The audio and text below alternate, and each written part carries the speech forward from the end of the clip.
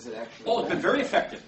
If I put this up your butt, you'll find out how effective it is. If we put a round up your steel panel.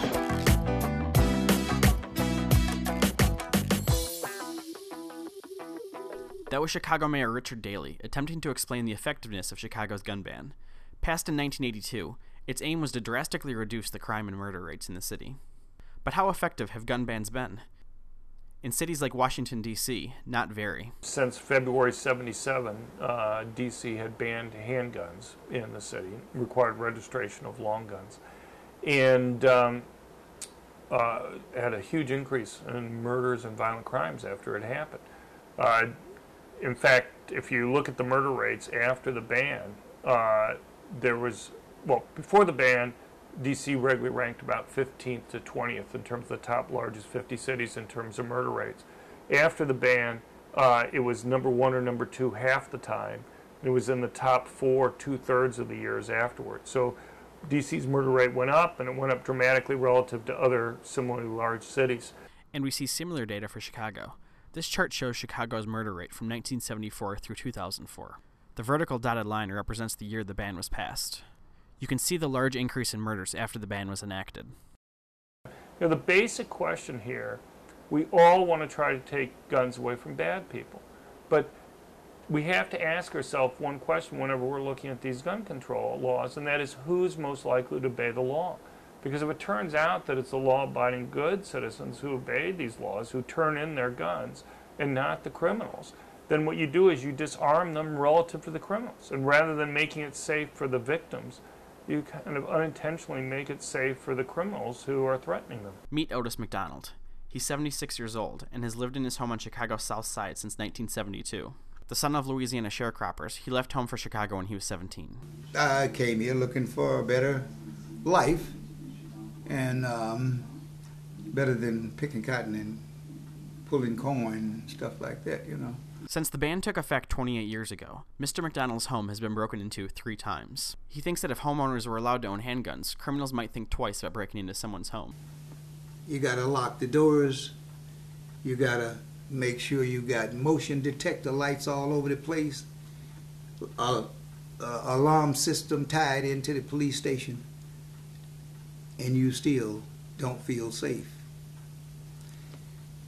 This is not right. You know, I mean, we, the community people, has got to stand up. The police department is standing up. But there are people who are saying that we got to get these guns out of these houses. Well, this hurts me to my heart. They are talking about me.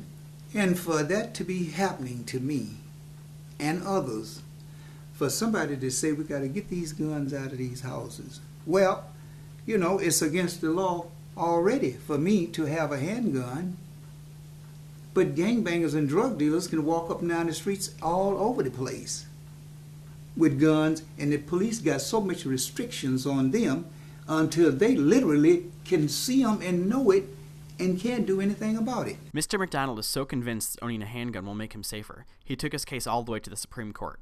He hopes that after McDonald versus Chicago is decided later this month, he and others like him will be better able to protect themselves.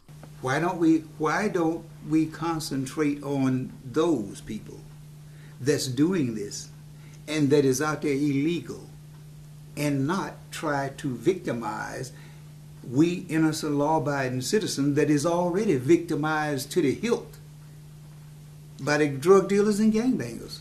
But is there any evidence to show that handguns will actually make you safer? The data I have goes from 77 up through 2005 now in the 3rd edition of More Guns, Less Crime.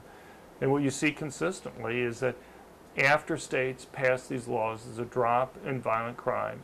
The longer the law is in effect, the greater the drop that you see. And you can see as the percentage of the population with permits keeps on increasing, you'll see further drops in violent crime. And basically saying is the risk to the criminals of running into somebody who's going to be able to defend themselves increases. They commit fewer of those crimes. And what about gun control advocates' claims that allowing people to own handguns will make our streets like the Wild West? How many other states that don't have a gun ban? and just check them out. Even check the crime statistics out in these states. Their crime rate is lower than ours. I would advise people to ask one question when they're kind of debating or talking about the gun control issue, and that is, ask somebody who's supporting gun control to name one city or country or area which has banned guns and seen a drop in murder rates. Ask them even to point to one place that's banned guns that's seen murder rates stayed the same.